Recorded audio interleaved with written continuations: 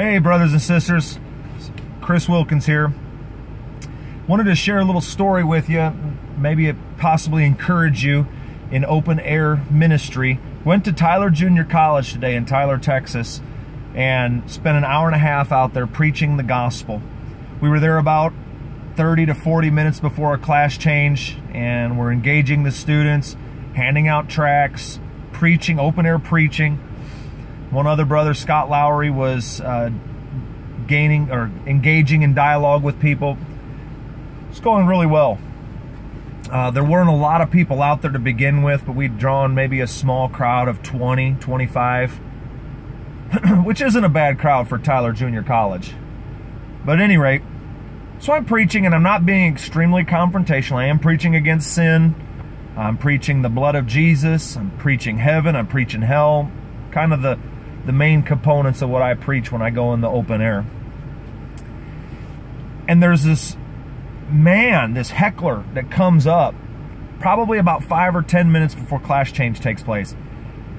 Comes up, and he had been listening to me. He probably listened somewhere about 20 minutes, maybe 25 minutes, because I saw him. And so by this time he marches up across from kind of this open area where we're preaching, and he begins to hail Satan.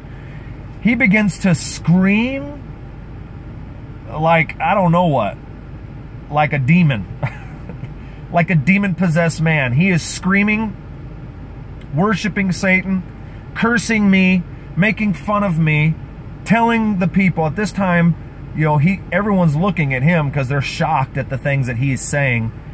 He is a lunatic. About this time, class change takes place.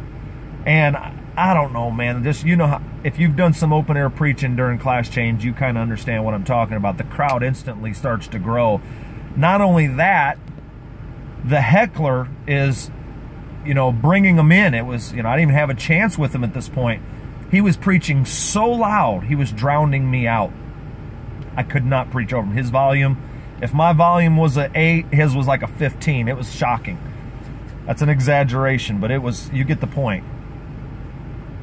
So anyways, I walk over to where he's at to try to engage him, hoping that I can kind of quieten him down so I can preach to this crowd. Class change is happening. This is what I'm here for. And he's stealing the crowd. He's gained their attention. And every time he would get a little quiet, I would try to re-engage the crowd. He would spark up again, and he would just completely drown me out.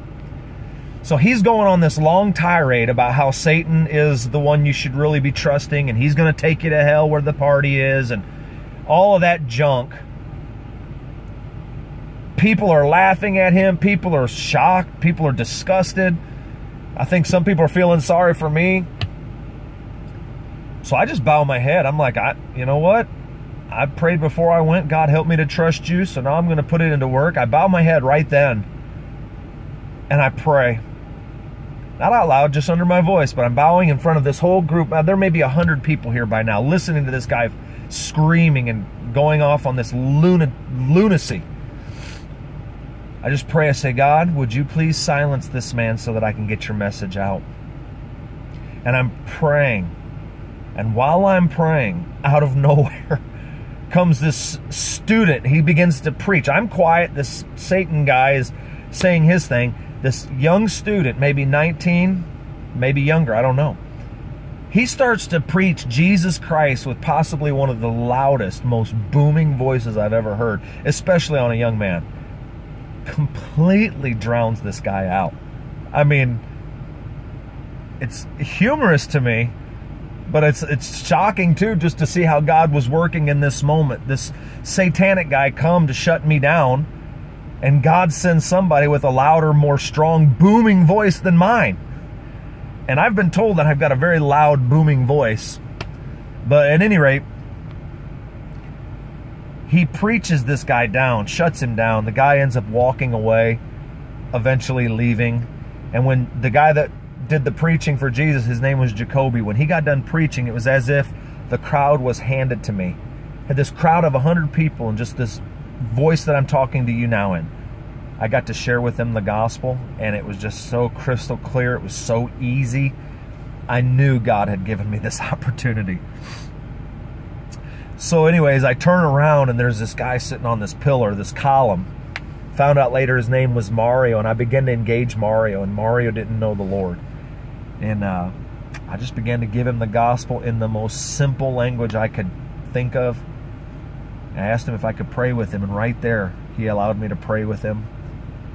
And I don't know, I certainly don't want to over-exaggerate the results, but when he looked up, man, his eyes were teary. I mean, he wasn't sobbing or weeping by any means, but his eyes were teary, and he looked visibly affected by what was going on that day. So, you know, kudos to Brother Jesse. I listened to that Paris Reedhead message earlier today, and I loved what he said in that message about asking God to awaken people. And that was part of my prayer before I went out. Oh God, would you awaken people's mind and their hearts and their thoughts towards God? And I did that, and he did. So I just wanted to give this praise report. Want to give you a boost of encouragement that when you're feeling down out there open air preaching and the hecklers are there and you don't know what to say or they're shouting you down, don't be afraid to bow your head and ask God for help right in that moment, because he'll come to your rescue. He will help you. God bless you guys. Keep preaching.